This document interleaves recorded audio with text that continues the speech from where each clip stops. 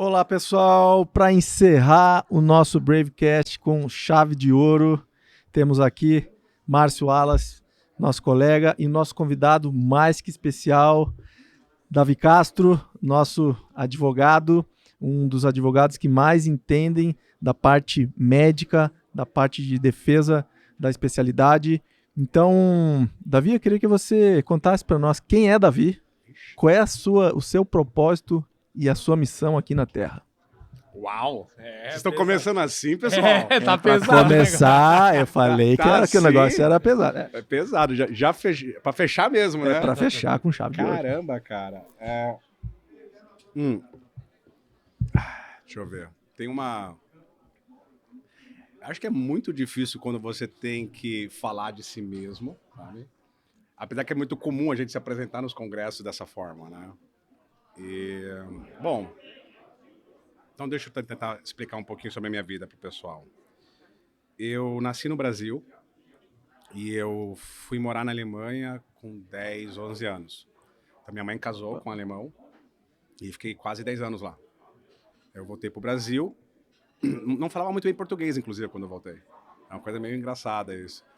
E eu tinha que fazer, até se eu me lembro bem, tinha que fazer provas de português, história do Brasil e geografia, para poder ter o diploma aqui, certificado aqui. Era muito doido isso. Tua formação foi fora, então? Do ensino médio, sim. Ensino médio foi. Aí na faculdade eu fiz aqui no Brasil. Então, na época, vocês que são médicos, eu prestei 2 vestibulares. Eu prestei medicina e direito. E eu tirei na prova de português nos 2 vestibulares. Caramba! Sério? E eu passei, olha como que a coisa é, passei em direito e não passei em medicina. E aí eu fiz o curso de direito, ao mesmo tempo que eu aprendia português. Porque, né? E o direito, o português Só português. Então, não é só português, mas se você errar uma vírgula ali, você interpreta o texto totalmente diferente. De fato. Então eu tinha que aprender português ao mesmo tempo que eu estudava direito. E muito, muito similar, como sempre foi, né? É um teste de memorização. Todo mundo sabe disso, né? Verdade. O que nós estamos fazendo é memorizar coisas, né? Vocês memorizam anatomia, eu memorizo conceitos, doutrinas. E depois de um bom tempo memorizando, você começa a entender a coisa e, de repente, dá até a sua mão sobre aquilo, né? Sua opinião pessoal. Sabe que... E assim foi mais ou menos comigo no direito. Me especializei nos Estados Unidos. Eu especializei em uma coisa chamada dispositivos médicos implantáveis. Os brasileiros chamam de OPME. Vocês conhecem? Órtice, próteses, materiais especiais. Né? Aí eu fui advogado de 3 multinacionais aqui, que trabalhavam com dispositivos médicos implantáveis. E eu fui para as Nações Unidas. Era uma época que eu queria, daí falei assim, eu vou ser diplomata. Aí eu passei numa prova. Foi para a ONU? Foi, em Genebra, na Europa. Caramba! Da capital da ONU em Nova York, tem a capital da ONU na Europa, que é em Genebra. Eu falei, eu vou ser diplomata. Que interessante. Pois é, daí cheguei lá, tinha passado na prova, era um programa de especialização que agora é um doutorado. Aí eu falei, cara, você é diplomata, você estava muito empolgado, feliz, e era a época, eu não sei se a gente pode falar isso, era um outro governo, faz muito tempo, né? Isso tem que cuidar agora. Era outra época, lá em Genebra, nós tínhamos um embaixador que ele vinha, né, de outro período, né? Eu fui em 2014. 2014, tá, pessoal? Não, mas pode falar, não tem problema. E aí nessa época teve um escândalo, porque parece que diplomatas passaram na prova e a prova tinha sido vazada. Na época, foi um escândalo, foi mais escandaloso isso. E esse embaixador em específico tinha também um outro escândalo, porque falaram que ele não passou por um processo de, vamos dizer assim, de experiência para chegar até lá. Então, quando o cara vira um diplomata... Pegou um atalho. Com quase isso, né? Vamos com muito cuidado, né? Para não quero deixar uma situação... Sim. Mas há um sentido que os diplomatas falam, olha, você tem que penar um pouquinho. Você faz o seu treinamento em Itamaraty, depois você vai para alguns países que talvez vai sofrer um pouquinho, né? Então, é uma escala de carreira, né? Isso. Então, para você ir para Nova York, para a Europa, demora uns 10, 15 anos. Aí o pessoal tinha comentado que o colega não tinha passado por esse rito, né? Foi muito rápido. E aí... E eu vi um pouco como que era a coisa na prática e me frustrei um pouco disso. Falei assim, ok, não acho que é tão legal, então, ser diplomata. Se for embaixador, sei isso aqui não é tão Não é legal tão assim. meritocrata. Me deu uma frustrada, sabe? E eu conheci a Organização Mundial da Saúde. E voltei pro Brasil, vendo como a OMS trabalhava e o Médicos Sem Fronteiras. O Médicos Sem Fronteiras foi o que mais me impressionou. Porque eles iam na casa dos pacientes e a ideia era atender na casa. E eles Isso faziam... no Brasil ou na África? Quando eu fui, eles estavam na Síria. Na Síria. Na época, eles estavam na Síria. Então eles iam na casa, atendiam, e depois eles faziam tipo todo um estudo para entender as zonas que eles estavam atendendo e o que tinha ali para poder fazer coisas preventivas. Eu falei, cara... Sensacional. Sensacional. Eu falei, voltei pro Brasil, falei, eu vou desenvolver uma plataforma que faz isso. Aí eu criei a Docway junto com um Fábio, né, um amigo, e a ideia era um aplicativo que levava médicos nas casas das pessoas e ele atendia as pessoas lá. O que eu fazia com parte disso? Eu tinha o diagnóstico, tinha as coisas, eu cruzava com o paciente o que ele tinha, tudo criptografado, e conseguia fazer políticas públicas. Vou dar um exemplo na prática. Vamos dar um exemplo que eu estou atendendo um determinado bairro e eu sei que aquele bairro está tendo uma manifestação, está tendo muito caso de sífilis. Então, o que eu vou pensar? Ok, esse bairro está tendo muito sífilis, esse outro bairro do lado já não está tendo, porque eu estou atendendo nas casas das pessoas. Sim. Aí eu aviso o setor público, fala, cara, manda penicilina, transfere daquele bairro para esse outro e também cria um programa de educação sexual para essas pessoas. Então, eu consegui criar políticas públicas de impacto. Isso foi em 2014. Muito legal. Daí, no final da história, foi que a Docway, ela virou um aplicativo que ficou conhecido como Uber dos médicos. Olha só. E aí, agora ela pertence à Sul América, faz mais de 100 mil atendimentos, não faz esse processo que eu falei, é só focado em telemedicina, em atendimento. E o teu percentual lá ainda é quanto? Não, eu já vendi. Adoraria ficar. Ano passado eles tiveram a receita líquida de 52 milhões. Que delícia. Caramba. Que furada, né? E qual é o nome do aplicativo hoje? É Docway ainda. Ainda é Docway? É Docway ainda, cara. Eles compraram e só mantiveram. Mantiveram o nome, agora pertence ao grupo da Sul América. Então, depois que eu fiz isso, eu falei, ok, eu tinha vendido a minha parte, falei, o que eu faço agora, né? Eu queria ser diplomata, não deu certo essa história, né? Criei um aplicativo que eu queria ajudar as pessoas de uma forma, mas acabou indo para um outro formato, né? Eu falei, quer saber?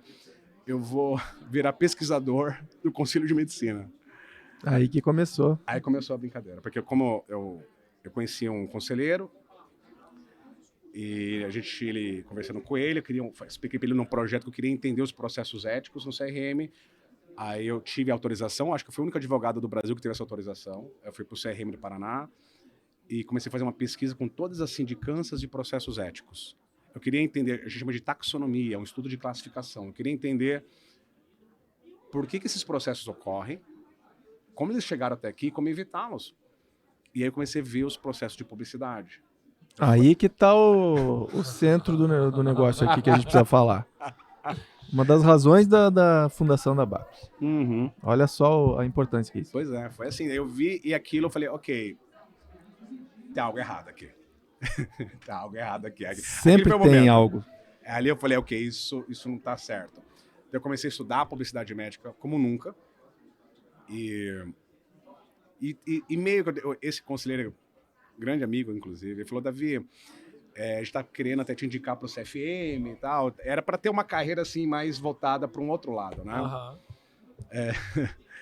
E eu comecei, falei, não, pera, eu quero estudar um pouco mais sobre esse assunto. E muitos cirurgiões me procuraram para fazer defesas jurídicas, processo, né, de negligência. E até que apareceu um muito famoso no Instagram. E ele pediu para eu ajudar ele. Ele veio indicado de um colega, falou, me ajuda, tal. Eu falei, cara, deixa eu ver teu caso. Aí, analisando o caso dele, eu falei, nossa, que absurdo isso aqui, cara. Eu te ajudo, né? Vambora. E eu ajudei ele ficou muito feliz. Nisso, ele pediu para eu ajudar as questões da clínica dele. E eu falei, ok, vamos lá, vamos... Como eu tenho uma mente muito de desenvolvimento de software, eu comecei a ver a clínica dele num ponto de vista de software. Eu falei assim, ok, deixa eu ver qual que é a problemática de fato, né? Aí veio a questão da jornada. Acho que até o Márcio te falei. Eu olhei que a maioria dos problemas que ocorrem não era um problema no sentido de processo judicial, mas era um problema na jornada do paciente que poderia, em algum momento, ser questionado. e isso poderia gerar uma insatisfação. Se a jornada estivesse bem completinha, estivesse bem alinhada, talvez as insatisfações reduziriam, né? Certo. E isso é uma preocupação que eu fiz, e aí, não sei porquê, todo mundo começou a me indicar. E vocês me conhecem, agora é isso. Né? Então você começou a rever os processos dentro do consultório e que através de algumas falhas você conseguiu identificar isso e tinha como prevenir. Sim, de certa forma sim. Eu posso até citar alguns exemplos para vocês que eu acho que vocês vão achar até engraçado. Primeiro que eu tive um impacto muito grande porque a maioria dos meus clientes, vocês conhecem, eles têm uma grande visibilidade no Instagram, né? Então, sim. E isso faz que eles tenham uma rotina muito grande dentro do consultório. E a jornada que me incomodava, e eu senti que se tinha falhas, por exemplo, a maioria atendia pacientes de outra cidade. Aí você começa a discutir como é que é o pós disso aqui. Coisa bem comum hoje. Que é bem comum hoje, mas na época, como eu comecei, já não era tão comum assim. E isso começa a ver, okay, como é que resolve isso aqui, né? Aí você tem outro processo, porque essa pessoa tem que ter alta para poder voar no avião. E isso é engraçado, eu comecei a pensar nisso porque nós vimos um caso presencial, uma paciente, ela fez uma rino, e ela perguntou pro doutor, olha, doutor, quero voltar, você tem autorização para pegar o voo? Pelo WhatsApp dele, claro, pode ir. Ela foi para Cancún. Tinha uma semana de pós-operatório, cara. Uma semana de renoplastia. Foi para Cancún. Eu não sei nem como os caras autorizaram ela a entrar no voo. Isso é um absurdo, né? Mas autorizaram. E ela teve, como você sabe que o avião, né, tá praticamente 20 mil pés, aquela pressão, teve uma hemorragia. E agora? Aí, imagina. O pouso de emergência. Não tinha como, meu. Tava no mar. Não, então, mas no meio da travessia tem aeroportos. Não, eles foram, deram um papel para ela tudo, pousaram. Ela foi para um hospital em Cancún e para aquele que estão nos assistindo já foi para lá, todo mundo sabe que o lugar é uma máfia, né? Cancún é uma máfia, cara, tudo caro. Você vai para um hospital lá de emergência, que você acha que vai cobrar o quê? Aí não aceitaram o cartão dela, porque é o seguro de cartão, né? Sim. Quase todo mundo usa o seguro de cartão de crédito. Eu uso, pelo menos, né? Com certeza. E aí não aceitaram o seguro do cartão de crédito dela. Cara, deu um BO. Não é um BO tão feio. Eu não sei nem como isso não saiu na mídia. Se vacilar, tem na mídia, se tu pesquisar. E aí ela processou o cara em $150 mil. Processou o cirurgião? De danos materiais. Aí tem mais os danos morais. Porque ele tinha autorizado. Cara, olha o que a gente passa. É o nível do... E ele me procurou, deu tipo assim, eu não autorizei nada. Aí tinha no WhatsApp uma conversa que ele autoriza pensando que ela ia voltar pra casa, né? Como é que você autoriza alguém a vir fazer uma viagem internacional em uma semana? Aí eu falei, ok, tá na hora de eu mudar meus documentos. Então eu comecei a desenhar as coisas, vendo o que acontecia na prática. Engenharia reversa. Tipo assim... Por quê? Por isso, por quê? Por isso, por quê? Por isso, por quê? Então é aqui a raiz do problema. Foi. Mas não tem uma determinação da ANAC que... Fica a critério da companhia aérea, que tem que ter... A companhia aérea cria esse critério que é 30 dias de pós-operatório. 30 dias. Aí ela tem uma documentação que ela exige do paciente, que ela, para poder voar, ela tem que mandar antecipado para a companhia aérea. Só que eu não sei por que raios... Aceitaram ela entrar. E engraçado. Mas eu acho que não pedem para nenhuma paciente. Pedem. Hoje estão pedindo. Um amigo meu, semana passada, a paciente era de fora, operou mama com ele, semana retrasada. E aí ela chegou no aeroporto, perguntaram se ela tinha operado, ela disse que sim. Aí ele teve que entrar no CRM, lá no CREMERGE, e fazer um laudo médico autorizando ela com validade, com assinatura digital. Daí a empresa aceitou porque o médico dela fez um laudo com assinatura digital válida que ela apresentou e aí eles deixaram ela embarcar, porque o médico autorizou. Eu acho que era tipo uma prótese de mama com 10 dias, mas perguntaram e ela disse sim, eu operei. Ela foi honesta, porque muita gente mente, ela foi honesta. E eles falaram, não, então se você foi honesta, se você operou há menos de 15 dias, você não pode voar na nossa companhia. Só se o seu médico der uma autorização. E aí ele fez um laudo médico autorizando. Mas eu não vejo... Pelo menos quando eu faço voo internacional, não vejo ninguém pedindo, perguntando. Já me perguntaram várias vezes. Aliás, só pra você saber, tá? Tá no seu documento isso, tá bom? Muito obrigado. Tô mais aliviado. Não, eu não autorizo antes de 15 dias viagem internacional de jeito nenhum. E rinoplastia, ainda assim, se forem voos mais curtos, eu autorizo com 15 dias, senão eu autorizo só com 21. Ok. Faz todo sentido. Entendeu? Então, esse documento da companhia aérea. Então, é a critério da companhia aérea isso. Então, elas falam 30 dias, cirurgia plástica, só que aí você tem uma rinoplastia, não é uma cirurgia tão invasiva, né? E aí você quer aquele negócio, eu posso liberar ela em 15 dias aqui. Uma rino, tranquilo, né? Exato. Porque é muito difícil a gente ver alguma coisa do tipo sangramento depois de 15 dias, né? Mas na Rhino tudo bem, eu ainda sou mais criterioso 21. Mas, por exemplo, a prótese de mama não tem... Assim, Qual é o... não tem nenhum motivo pra eu tem. pensar que um voo, a pressurização, despressurização vai fazer alguma coisa. Senão eu não podia mandar o paciente fazer hiperbárica, por exemplo. Exato. Entendeu? Que aumenta a pressão. Então, assim, Exato. não vejo. Mas, assim, na Rhino eu sou um pouquinho mais cuidadoso e na lipo, principalmente. Na lipo Não pode brincar. Na lipo, Aí o risco é tromboembolismo, né? Isso, exatamente. exato. Aí na lipo eu não libero voo longo mesmo e não libero nem voo curto antes de 15 dias. Eu tenho muita paciente que vai de São Paulo pro Rio pra operar comigo. E aí? Eu falo, ela fala, doutor, mas eu sou de São Paulo. Então tu vai de ônibus e volta de ônibus. Caramba. Que aí vai de ônibus dormindo, porque é leito. Aí eu falo, Sim, você tá vai de boa. Vai de leito deitada como se estivesse deitada em casa, é a mesma coisa. Tranquilão. Você vai chegar lá, passar a semana, daqui uma semana. E você só vai se você voltar daqui uma semana. Perfeito. E ela fica uma semana no Rio, vai pra São Paulo, vem pra São Paulo de ônibus leito, Certo. volta de ônibus leito, Sim. e aí depois de 15 dias, se tá tudo ok, eu falei, agora você pode voltar pra São Paulo de avião. Olha aí. Mas o risco de tromboembolia no avião não é por causa do que ela vai ficar imóvel por muito tempo. É por causa da pressão um pouco baixa. Porque a pressão baixa, você acaba dilatando o sistema venoso periférico Sim, e pela profundo. despressurização. Isso. E aí o sistema valvular venoso, ele não funciona. Não é efetivo. Não é efetivo. Então e o aí sistema junta, valvular... não, e aí junta com uma posição viciosa de 8 horas com as pernas pra baixo, Que é a síndrome da classe econômica. da classe econômica. Então, É. quando tu junta essas duas coisas, o risco aumenta. Por isso que eu não deixo tão cedo, entendeu? Então você Ó. tem uma insuficiência valvular, você tem uma paciente que fica imobilizada numa posição que não está boa, junta tudo isso aí, uma cirurgia recente, então o risco de trombose é muito grande.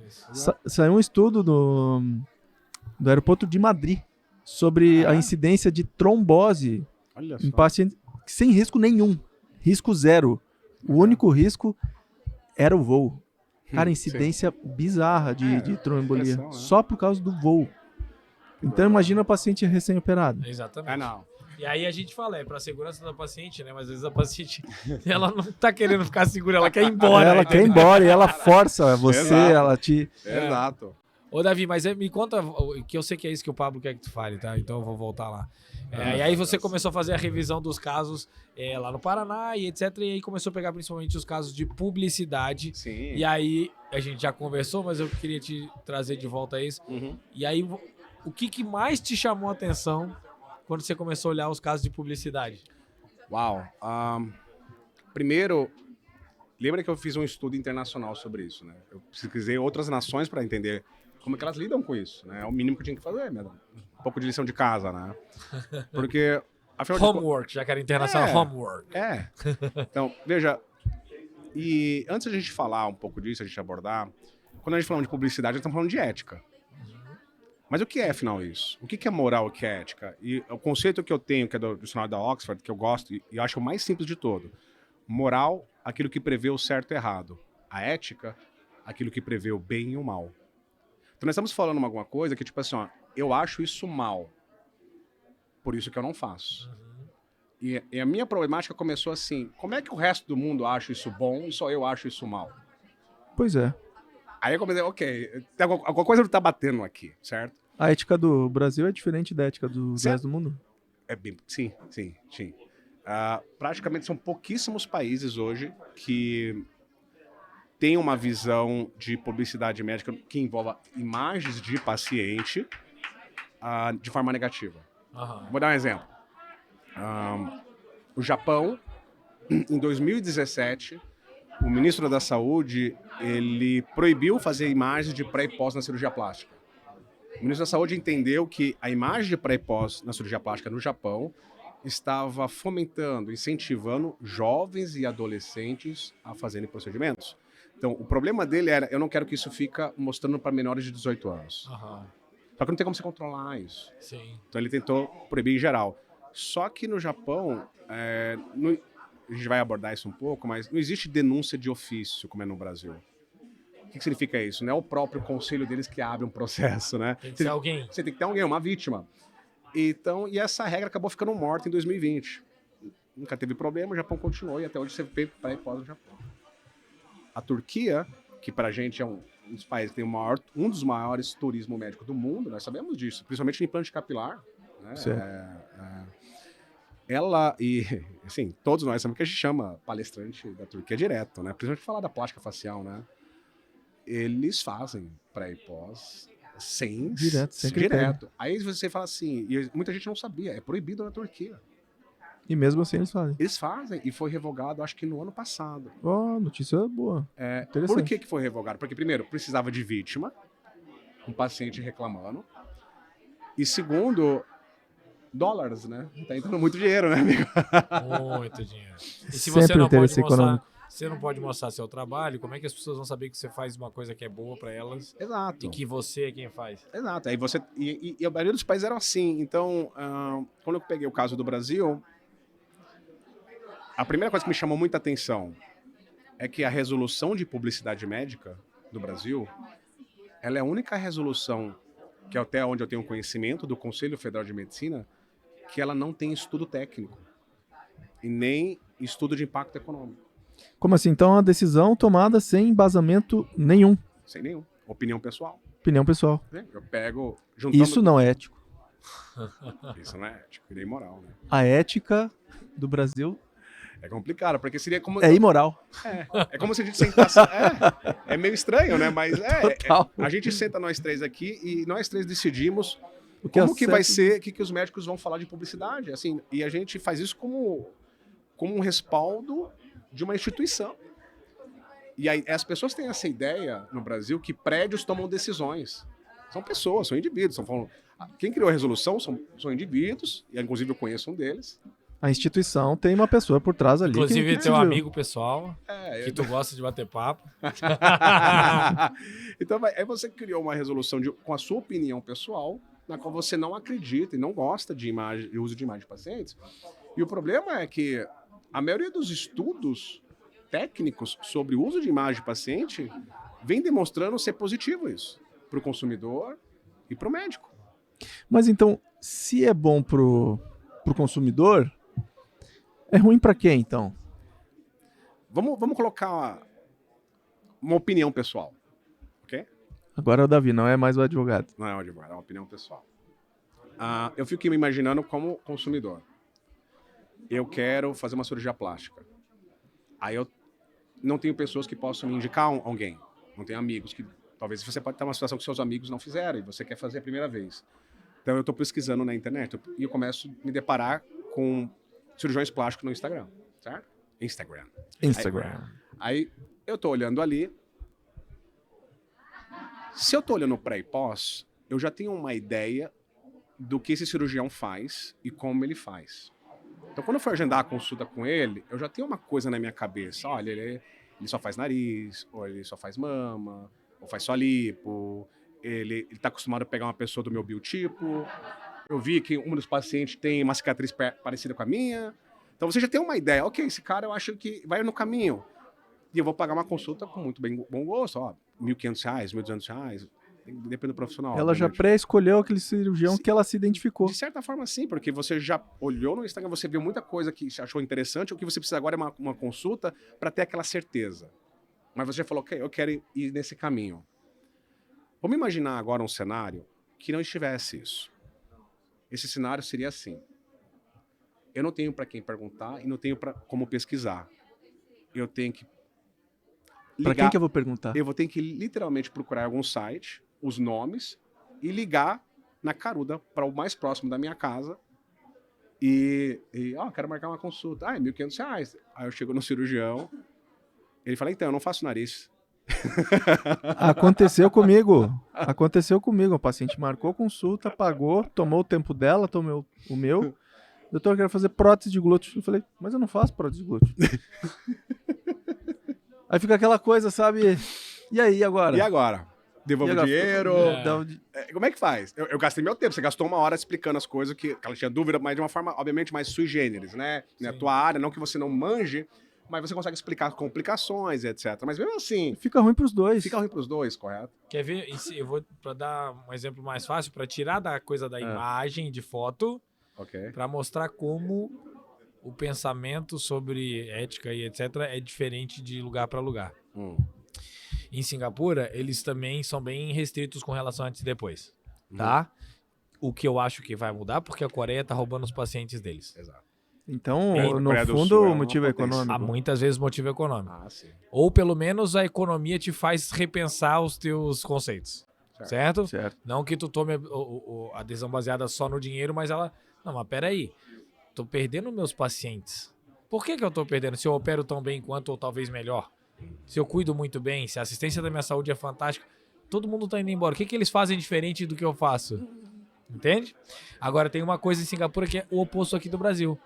Em Singapura, você é obrigado a fornecer para o paciente uma prévia de orçamento, um valor mínimo, para que ela saiba se ela quer marcar a consulta com você ou não. Fantástico. Porque ela não quer perder nem o tempo nem o dinheiro dela numa consulta. Se, por exemplo, você cobra 50 mil na mama e ela quer pagar no máximo 30, por que ela vai marcar uma consulta com você? Exatamente. Então você, quando uma paciente liga e pergunta quanto, eu quero fazer uma mastopexia, quanto que se cobra aí? Olha, o valor inicial é tanto. Lá é obrigatório, você tem que fazer isso, porque a paciente tem o direito de não gastar o dinheiro dela e nem o tempo dela, se ela não quer pagar o budget que você cobra. Lógico, e faz parte do consumidor. E o nosso Conselho Federal de Medicina, na verdade, odeia isso. Ele não recomenda que você informe o valor do seu procedimento. Aliás, nós tivemos uma discussão no Conselho Federal de Medicina, poucas pessoas sabem disso. O CAD, que né, é um órgão que trabalha nessas questões de, principalmente de consumidor, ele processou o Conselho Federal de Medicina e o CREMESP, porque eles estavam denunciando e punindo médicos que trabalhavam com cartão de desconto. E aí eles falaram que eles estavam destruindo a medicina, aí o CAD e tal, punindo os médicos porque o conselho entendeu que estava destruindo a medicina. E o CAD entrou e falou assim, como assim? Eles estão atendendo pacientes de baixa renda, e estão tirando pessoas da fila do SUS, mas que tem um mínimo de dinheiro para poder pagar uma consulta. E vocês estão proibindo eles por quê? Esses pacientes não é nem o público normal do que vocês atendem. Por que eles não podem continuar? Isso aqui fere o consumidor.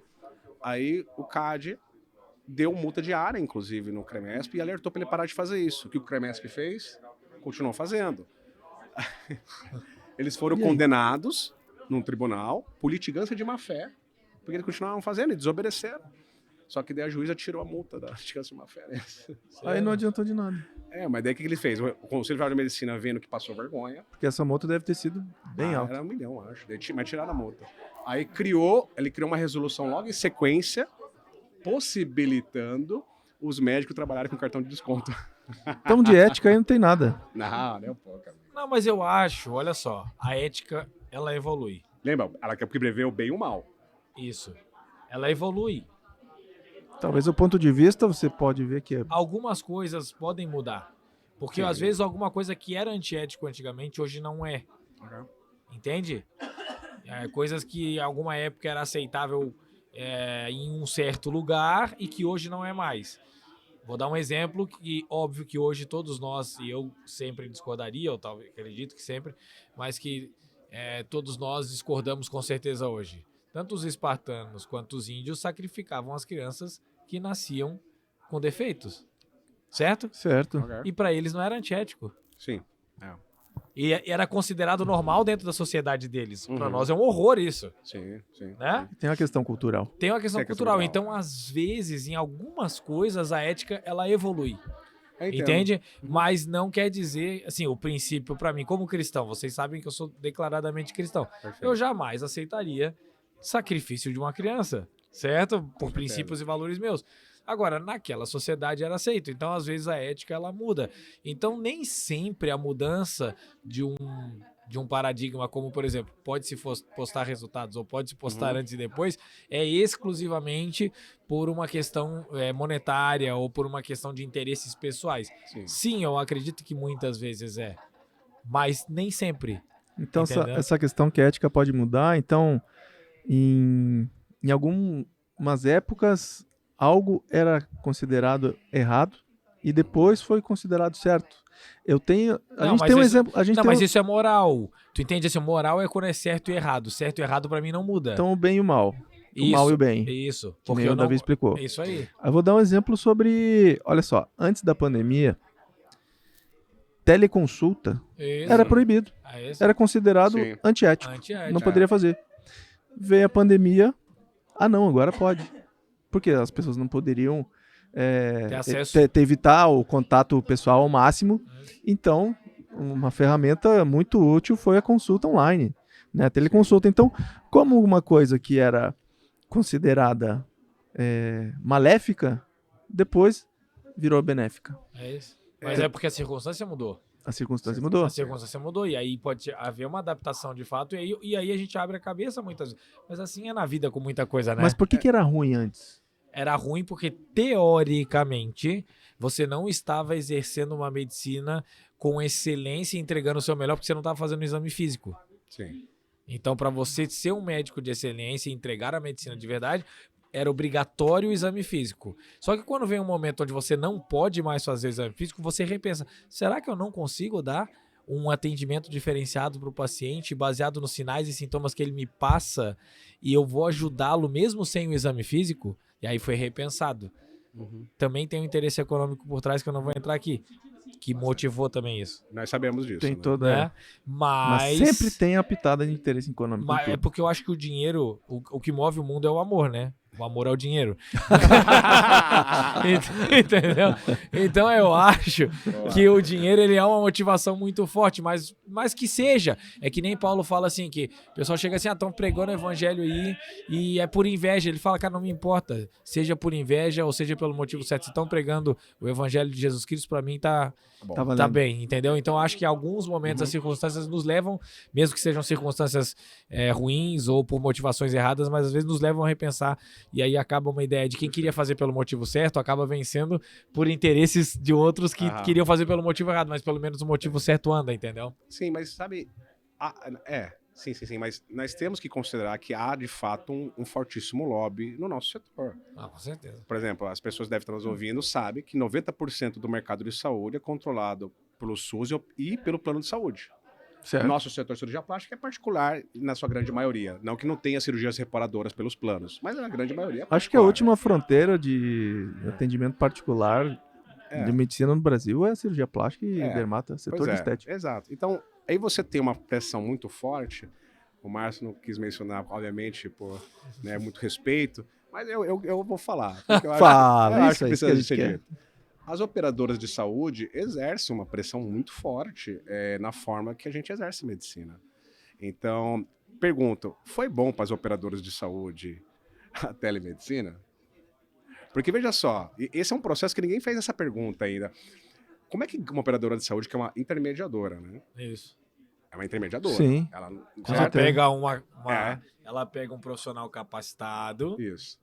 Ela intermedia. Põe na lista lá dos e médicos. entrega o serviço dele e ganha com isso. Exato. E ganha uma mensalidade. Ganha uma É um serviço de mensalidade. assinatura. Ela tem um clube dela, né? É isso. É. E aí os beneficiários. Aí eu fico me pensando, para ela ganhar dinheiro, e vamos ser honestos aqui, esse é um fator. A ideia é eu ter pessoas pagando mais do que usando. Claro. Sim. É lógico. Como O isso. sistema se manter. É como academia. Exato. Se todo mundo usar, vai complicar. Se todo mundo fizer consulta, vai começar a complicar. E telemedicina, meu amigo. É fácil fazer uma consulta. Todo mundo vai querer. Porque quando eu agendo uma consulta presencial, eu tenho que Tem que sair aguardar a agenda dele. Tem que sair de casa. Telemedicina, eu fico procurando quem faz telemedicina. Quando teve pra você ter uma ideia da pandemia, olha que louco isso, hein? Eu tenho que falar porque eu acho que é uma forma de respeitar os médicos. Por isso, só, tá, Márcio? Não é um ataque aos operadores de saúde, mas é um respeito aos médicos. A operadora de saúde estava querendo pagar R$8 a consulta. Na época da pandemia, para os médicos. É uma afronta. Eu falei, é uma afronta, isso é um absurdo. Como é que os caras vão ganhar R$8? E fala até sério, uma colega minha, obviamente por razões éticas, não vou mencionar ela, trabalha como advogada no plano de saúde, ela falou assim, Davi, a gente fechou por R$4. Sério isso? Isso é um absurdo. Absurdo. Isso é total absurdo, é insano. Entende? É Então, prostituição. então isso é... Não é porque prostituição Ganha muito mais. Ganha muito mais. Você entende? Então, há um lobby muito forte. Eu vou dar um exemplo agora, voltando para a publicidade. E aqui a gente pode tocar um pouquinho outras sociedades, ok? Vamos lá. Nós sabemos que existem sociedades que levaram a sério o papel de paladino, né? Tipo, pegou a espada flamejante e falou, eu sei o que é ética e a partir desse momento eu vou fazer justiça. E a justiça para algumas dessas sociedades era suspender os seus próprios associados, certo? Triste. Muito triste. Por quê? Porque ela entende que usar imagens de pacientes é antiético, é mal, é promessa de resultado. Alguns chegavam a falar até que é estelionato. É. E aí eu fico me perguntando, porque essa é uma pergunta que eu me fiz e sempre me deparo com essa pergunta. A Sociedade Brasileira de Cirurgia Plástica é vinculado à AISEPS, que é a Sociedade Internacional de Cirurgia Plástica, para quem não Sim. sabe, mas estiver ouvindo.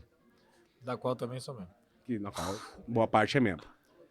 E e nós sabemos também que a Sociedade Brasileira de Cirurgia Plástica, e os dois estão aqui para confirmar se isso é verdade ou não, é literalmente uma réplica da Sociedade Americana de Cirurgia Plástica. Nós literalmente se inspiramos, pegamos o que os caras faziam e criamos. Tanto que é Sociedade Americana de Cirurgia Plástica, Sociedade Brasileira de Cirurgia Plástica. Correto? Então ela foi inspiração literal mesmo da coisa, né? E nós sabemos disso que até algumas... havia menções até nos congressos acho que, salvo engano, da SBCP, mencionando questões da Sociedade Americana de Cirurgia Plástica. E há diretores que são membros também da Sociedade Americana de Cirurgia Plástica e da AISEPS. Sim. Aí me veio essa pergunta, essa situação. Ética é aquilo que prevê o bem ou o mal. O Márcio deixou muito claro os valores dele aqui. Se ele acha que isso é mal, ele não vai fazer, ele não vai replicar. Se eu acho que é mal usar imagens de paciente, faz sentido eu participar de uma associação que me incentive a usar imagens de paciente? Se, por exemplo, se eu falar pra você assim, ó... Não, mas os meus valores éticos, eles mudam se eu tô no Brasil ou se eu tô nos Estados Unidos. Você entendeu a situação? Tem geolocalização. É mais ou menos isso, porque se eu falo assim pra você, é mal, é errado e mal mentir para o paciente. Eu jamais faria isso. Você vai participar de uma sociedade que mente para o paciente? Você vai participar de uma sociedade que fala assim, nós incentivamos você a mentir para o paciente? Faz sentido para você isso? Não. Faz sentido para você isso? Porque, para aqueles que não entenderam, a AISEPS, ela tem na sua cartilha falando que você deve usar a imagem de pré e pós para trabalhar no seu marketing. E para aqueles ainda que querem saber mais, a Sociedade Americana de Cirurgia Plástica, no seu Código de Ética, artigo 2º, a linha C, fala que nós devemos usar imagens dos nossos pacientes que nós operamos.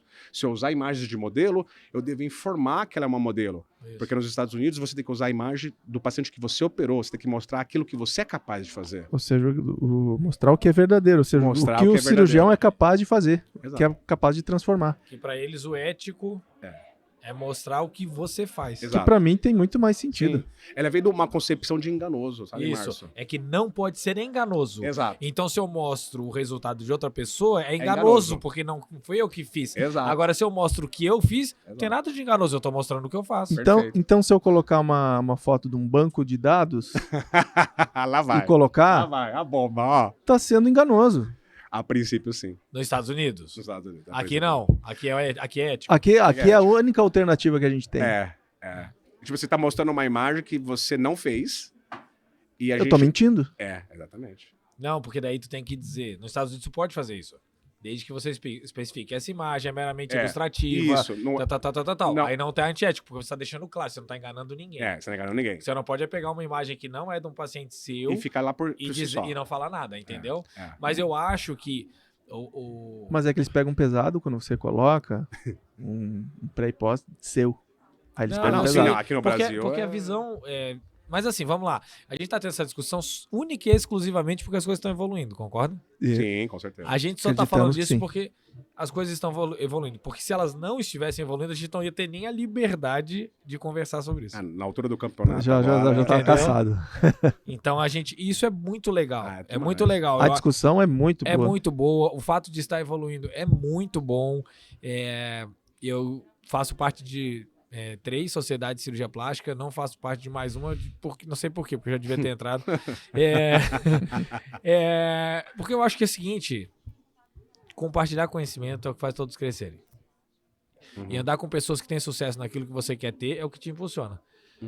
E eu acho que se a gente tivesse um pouquinho mais de capacidade de aprender com as pessoas que estão tendo sucesso, a gente andaria mais rápido.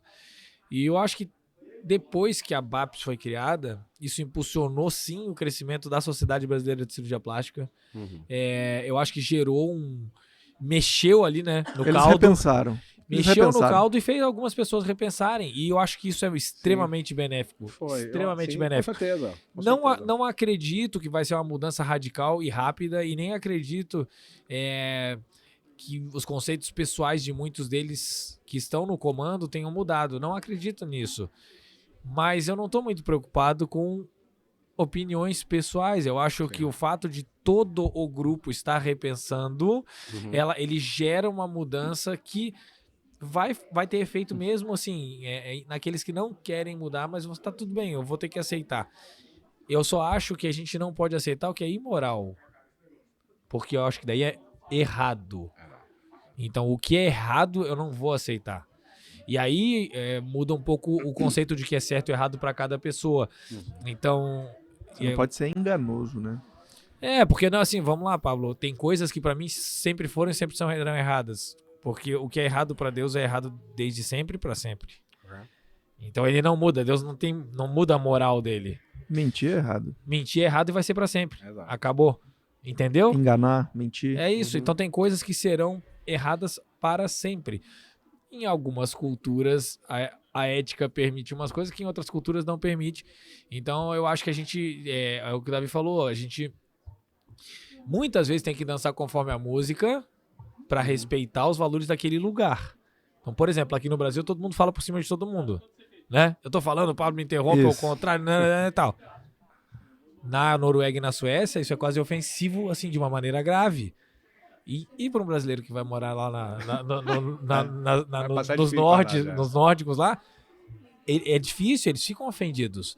E é interessante, no Canadá também tem um pouco assim, tem hábitos deles que eles ficam irritados que você não sabe.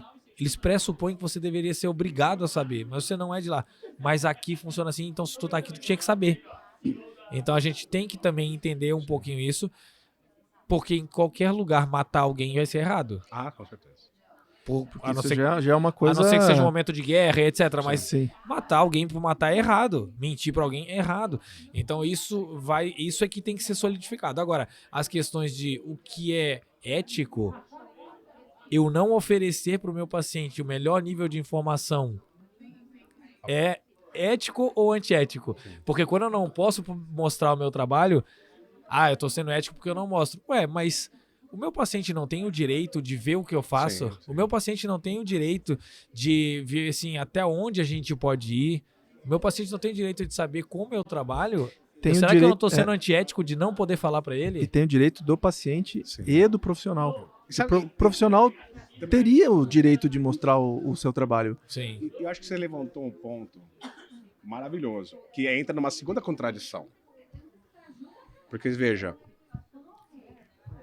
está no seu código de ética médica que o médico, e vocês sabem disso, deve sempre aprimorar suas técnicas, certo?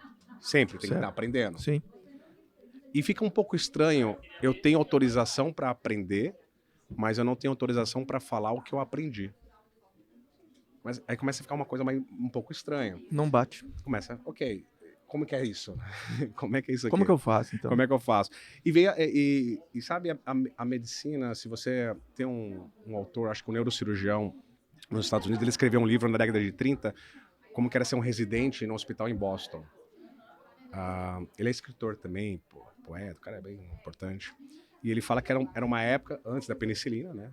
E era um período onde os pacientes iam no hospital para ter uma sopa, uma cama quente e, sabe, um pouquinho de carinho da enfermeira, né? Porque os médicos podiam fazer poucas coisas naquela época. E era um período, mas os médicos eram encorajados a fazer tudo. Sim. Eles tinham autonomia, tinham independência, né? Tinham coragem, bravura. Eles eram o que eu chamo, eu gosto disso, é um conceito do Dr. Gawande, de cowboys médicos. E se você olhar a cirurgia plástica hoje, ela não trabalha mais com essa concepção, porque hoje nós criamos praticamente equipes de corrida. Então o cirurgião tem uma jornada completa, ele tem inúmeros profissionais acompanhando ele, cada um com uma função, cada um com uma etapa. E fica muito difícil você não poder demonstrar essa segurança para o paciente de tudo isso que foi montado. Veja, vivemos em um mundo onde que hoje nós podemos fazer mais de 4.000 procedimentos médicos. Nós podemos prescrever mais de 6.000 medicamentos. Então, a outra especialização é uma coisa natural. E como é que eu não vou poder falar sobre isso? De tudo que, tudo que eu estou fazendo e da especialização, da toda a segurança que nós estamos dando. E talvez entre no ponto, né, Márcio, e aqui, sem deixar, obviamente, ninguém constrangido, mas nós vemos num momento no Brasil hoje que profissionais não médicos tomaram o controle da narrativa de como falar sobre saúde, como falar sobre, principalmente da nossa área, que é beleza. Estão virando autoridade. Pro paciente, eles estão virando autoridade. A gente tá perdendo autoridade em alguns procedimentos por causa dessa que entra mais uma outra contradição, né? Assim, se é tão... Vai contra a medicina. Se quiser tão mal postar imagem para hipótese, será que o Conselho de Odontologia não fez um estudo prévio para falar que nós estudamos e acreditamos que pode fazer sim? Porque eu imagino que eles fizeram isso. Nós analisamos o mundo e entendemos que, né, que nós não podemos ser só a gente acha isso errado, né? Eu acho assim, ó, você usar imagens com filtro para mascarar uma cicatriz, isso é completamente errado. Completamente. Entende? As pessoas cobram muito assim, não, vocês também têm que mostrar os resultados ruins. Eu vejo o seguinte, eu não acho que a gente tenha que mostrar os resultados ruins, mas nós temos que falar sobre deles. Isso, A gente fala, eu falo bastante sobre resultados, pode acontecer, pode ser tal. Eu faço muita live onde eu falo bastante sobre isso. Só que as pessoas, de fato, não têm interesse em ficar olhando coisas ruins num feed quando eles estão procurando uma cirurgia. Eu acho que a gente precisa deixar claro que existem intercorrências, que podem acontecer complicações e que um bom médico é aquele que cuida da paciente do início ao fim. Um bom médico não é o que não tem intercorrência. O médico que não tem intercorrência, ele não é um bom médico, ele é um médico que não faz nada. Porque o único que não tem intercorrência é quem não faz. Quem não opera. Quem faz vai ter intercorrência. A gente teve aqui um exemplo de um grande amigo nosso que fez tudo certo numa cirurgia, não teve nada de errado durante a cirurgia e a paciente desenvolveu uma paralisia intestinal pós-operatória lá com 4 ou 5 dias, que é zero culpa do cirurgião. Zero. Eu já sei quem é. E aí ela teve uma Perfuração dilatação, uma intestinal. perfuração intestinal que Espontânea. foi tratada, ele foi lá, acompanhou a paciente, aí a paciente melhorou, voltou a ter uma dilatação intestinal espontânea, ele teve zero, ele acompanhou tudo. Então a gente tem que falar sobre essas coisas, porque isso pode acontecer, pode. É raro, mas pode acontecer. E eu acho que a gente tem que falar. E no momento que a gente fala sobre isso e demonstra que isso existe e que nós estamos cientes disso e o paciente fica ciente disso, a gente também deve poder falar e mostrar aquilo que a gente faz de bom para o paciente. Porque eu só falar do bom é muito difícil da paciente ter noção. Mas é até estranho, porque, veja, mesmo que você falasse só coisas boas, vamos dar um exemplo, a paciente, e todos nós fazemos isso, tem vários documentos que o paciente assina antes de operar. Termo de consentimento, contrato, tem as fotos, é um processo, uma jornada muito longa. Aí nós estamos falando aqui que a paciente vai ser instruída a assinar um conjunto de documentos, é recomendado ela ler, e o cirurgião lê muitas vezes na frente dela ainda. Ela vai falar, ok, eu só vou me lembrar das fotos boas do Instagram. Eu acho que não, ela vai entender na hora que aqui tem coisas que pode acontecer. Então, ainda que você mostrar essas fotos só boas, mas você faz certo, eu vou falar das complicações, não tem como o paciente ir com aquilo na cabeça e passar por toda uma jornada com você, fazer exames, fazer um monte de consulta, e ainda ficar com aquilo na cabeça. Não tem como. E sabe o que eu acho muito estranho, Davi? Até é interessante a gente abordar. Eu acho muito estranho essa defesa que aceita, muitas vezes, de que a paciente alega assim, né? Teve uma intercorrência, o médico cuidou e tal. Vamos lá, deu uma necrose de areola, que é uma coisa terrível. Extremamente comum. O médico sofre demais com Demais, isso, né? demais. Eu acho que é uma das intercorrências que a gente mais sofre. Graças a Deus, eu nunca tive uma necrose total de areola, mas eu tenho vários colegas que tiveram, que são de altíssimo nível, que operam muito bem, mas é uma coisa estatística, porque vai ter uma variação anatômica, e Sim. quem operar muito, eventualmente, vai poder ter isso, e acontece.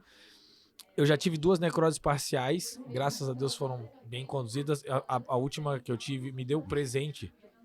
Me deu presente no Uau. final do tratamento, de felicidade dela Bacana. comigo. Pra tu ver como é interessante. Eu cuidei tanto Foi dela bem conduzido. que ela veio me dar presente e me agradecer o tratamento. A mãe dela veio me agradecer. Que cara. legal.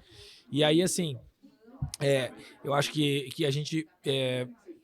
Acontece, às vezes, a gente vê assim que aí a paciente entra com, às vezes, um processo contra o médico, aí o médico tem toda a documentação, toda a explicação, mostrou que acompanhou e tal, e aí, às vezes, vem uma decisão judicial que Assusta. defende o seguinte: não, mas ela não entendeu, ela é leiga, ela não tem como entender o que tu explicou. Aí eu pergunto assim, então pra que consultar? Sim. Pra que a consulta médica? Se eu tô lá pra explicar tudo pra ela, Sim. aí ela tem a capacidade de entender todos os benefícios, mas as intercorrências e complicações ela não tem capacidade, mesmo que eu mostre foto pra ela da intercorrência, mesmo que eu explique pra ela a intercorrência, mesmo que ela tenha uma faculdade, não, mas ela não tem a capacidade de entender as complicações. E agora? Eu entendi. Se passou por uma consulta médica. A gente vem visto algumas decisões que realmente nos assustam um pouco. O Brasil, acho que ultrapassou os Estados Unidos em número de litígios contra médicos. A gente ultrapassou o número. Então, realmente, a gente Não aumentou. sabia disso. Nós somos o maior do mundo hoje. E talvez seja um combinado de 2 fenômenos, né? Eu acredito que o primeiro fenômeno é que nós criamos uma instituição no Brasil e que, acredite se quiser, é insano eu falar isso, mas isso é uma realidade. Pacientes solicitam justiça gratuita processando cirurgiões plásticos, na qual elas pagaram 50, 70, 80 mil reais de E elas cirurgia ganham. plástica. Eles ganham E elas direito? O juiz dá Não. gratuidade de defesa. O que significa isso para aqueles que estão nos ouvindo agora? Todo mundo que processa alguém tem que pagar as custas desse processo. Isso no mundo inteiro é assim, ok? Normalmente no Brasil não é muito caro, não. Nos Estados Unidos é muito caro. Aqui não é muito caro, fica R$1.000 e poucos. Às vezes, dependendo do estado, pode ultrapassar esse valor, R$2.000, R$2.000 e pouco. Mas normalmente não é caro. A grande jogada é o seguinte: se eu te processei, paguei as custas do processo e eu perder este processo, eu sou obrigado a pagar os honorários de sucumbência, que seria 10 a 20% do valor que eu pedi para o seu advogado. Então vamos dar um exemplo. Eu processei você pedindo R$200 mil. Eu perdi o processo, o juiz vai me obrigar a pagar 10 a 20 mil reais para o seu advogado.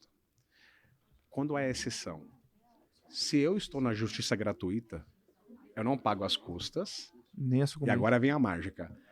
Essa sucumbência, se eu perder, eu não pago também. Ou seja, o cara é processado, ganha, mostra que ele estava sendo injustiçado, ou que estava sendo acusado injustamente, Sim. e ele ainda tem que gastar o dinheiro Com para se advogado pra defender, se defender. sendo que ele teve toda uma destruição moral. Sim, É exatamente. injusto, total. E uma observação, gente. Não é que ela não seja obrigada, tá? Ela é obrigada a pagar esses honorários de sucumbência. Só que o que acontece? Como está na justiça gratuita, você tem que provar que eu tenho dinheiro. Como que você faz isso? Impossível. Você pede... Eu já fiz isso. Eu já tentei falar, juiz, quero acessar a conta bancária. Não vou dar. Imposto de renda? Não vou dar. Juiz, tô vendo o Instagram dela. Não interessa. É rede social, não é fato real. Tá, deixa quieto, vai. Eu não vou. Não tem como. Eu não vou atrás dessas sucumbências. E isso faz com que, e a maioria dos casos que eu pego, e vocês sabem, eu pego bastante caso nisso. Eu acho que, sem brincadeira, gente, 80% pede justiça gratuita. Sem brincadeira. E os juízes, assim, eu vou dizer que ele aceita também em torno de 70%, 80% desses pacientes que pedem.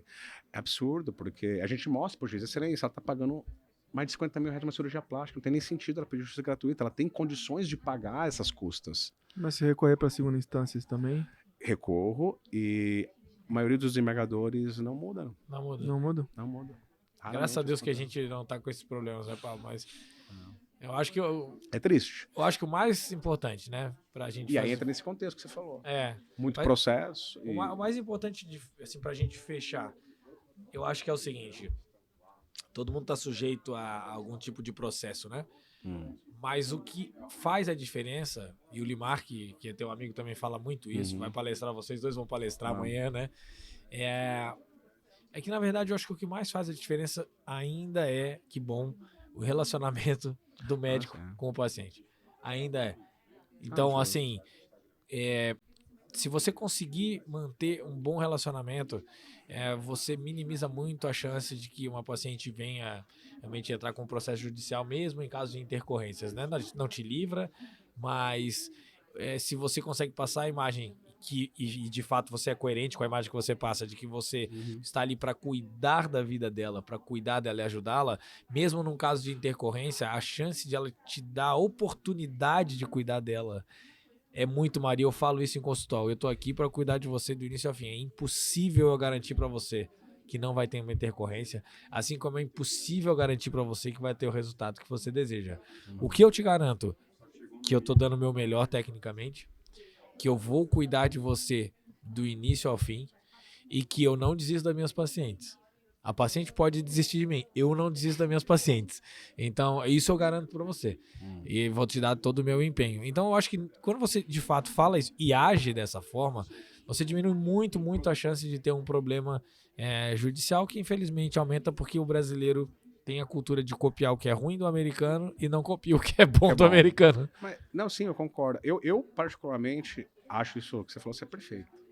Mas eu acho que nós temos que fazer um pouquinho mais. Eu acho que o cirurgião hoje, ele tem que começar a fazer um pouquinho de filtro nos pacientes que ele atende. Ah, sim. Você pode fazer isso é bem difícil. você pode fazer um questionário para te ajudar, às vezes até ter um psicólogo para acompanhar, porque, e eu falo isso com o coração apertado, né? As redes sociais realmente causaram um desejo nas pessoas de almejarem um corpo perfeito, Sim, um rosto perfeito. com certeza. E essa expectativa está lá. Não é por causa que você mostrou foto ou não, mas é o tempo todo. Você está vendo celebridades, você está vendo atletas.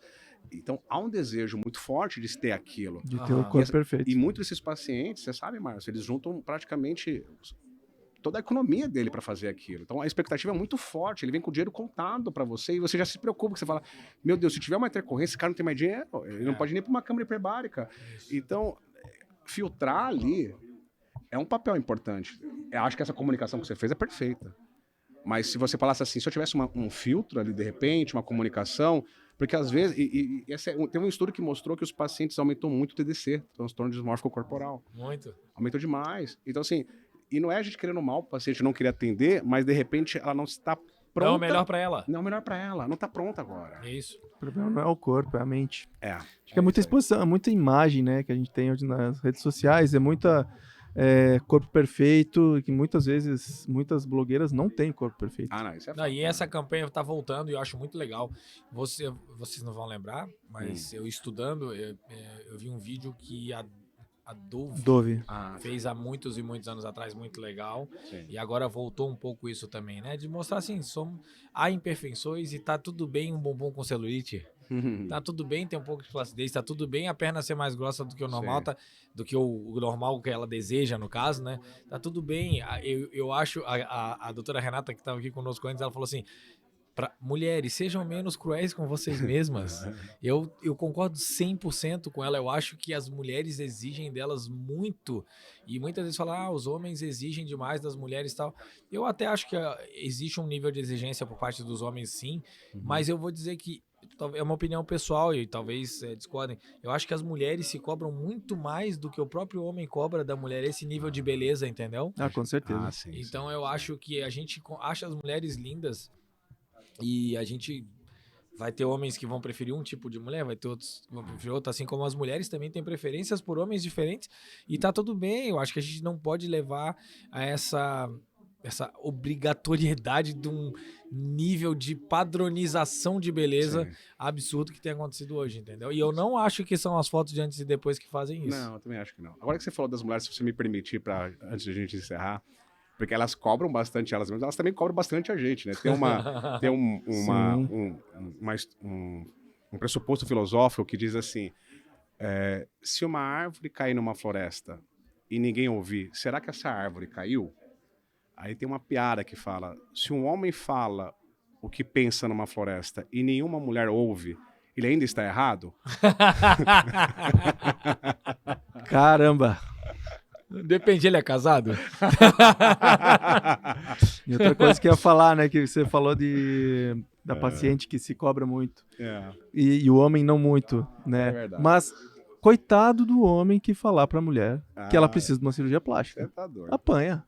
O homem nunca vai falar pra mulher, É difícil. pra esposa que Mas precisa ela, de uma mas cirurgia ela quer o plástica. apoio dele. Eu acho que vocês veem isso muito. Os Muito. maridos vão acompanhar muito nas consultas com vocês lá. Eu falo assim, ó.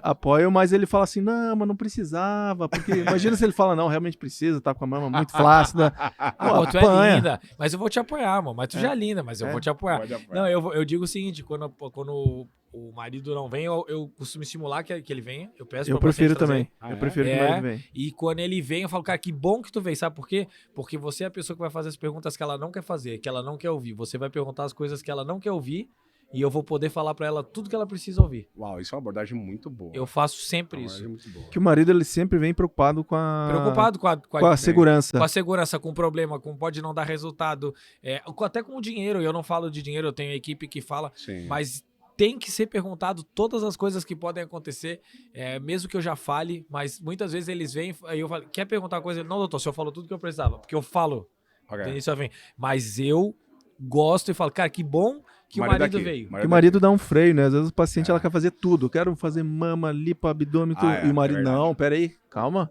É. Que tem a questão da segurança. Sim. E eu explico pro marido, e ele Boa. entende. E a mulher, ali no calor do momento, ela quer resolver tudo. É. Ela decidiu na hora que quer operar tudo e tem que ter um filtro, né? Um freio. Pessoal, tá chegando mais 2 convidados pra gente fechar. A pessoa aqui, a equipe técnica, está falando assim, ó, tá aqui pra gente. Deu, acabou, vamos Zerou. embora. Acabou. Chega, vocês não param de falar. Acho que deu, então, pessoal. Acho que deu, Foi né? um prazer. Não, olha, quero agradecer ao Davi, eu acho que foi a discussão foi muito mais filosófica, Muito mais do que filosófica. eu pensei que seria, mas eu acho que foi muito engrandecedor. E Foi. chegou o doutor Eduardo para fazer um encerramento do nosso Fazer o episódio. encerramento Meu Deus do do Doutor céu. Paulo podcast. Duarte, prazer. Aqui. Doutor Paulo que já participou de um... Quero encerrar e buscar. Caramba. Quero encerrar e Eu, buscar. eu acertei a previsão. Falei, com o Davi vai ser a mais longa, é melhor ser a última. É advogado, geralmente. Olha o que a gente fala tá falando bastante. aqui, ó. Moral e ética. Então imagina. Tava profundo o papo, então. Tá, Muito. muito legal. Pode encerrar pra gente, por Então, favor. pessoal, esse foi a primeira temporada. Primeira temporada do... Primeira Primeira temporada de temporada do muitas. Bravecast, finalizando com honras aqui, o grande mestre Com do chave direito de ouro. médico, das ciências jurídicas. Olha lá, hein?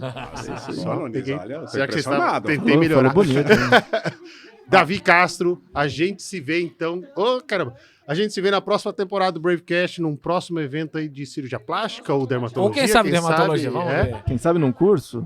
Mas, ó, Obrigado, meus amigos, Valeu, os parceiro. parceiros de Valeu. bancada. eu quero ver a próxima Obrigado. caneca da próxima Muito temporada, obrigado. tá? A próxima vai ser todos nós de Lipo HD feita. Todo jeito ficar parecido com o Edu. Eu quero estar aqui nem o Eduardo no próximo. Ah, muito Grande bom. abraço, fiquem com Deus e até a próxima temporada. Até a próxima, pessoal.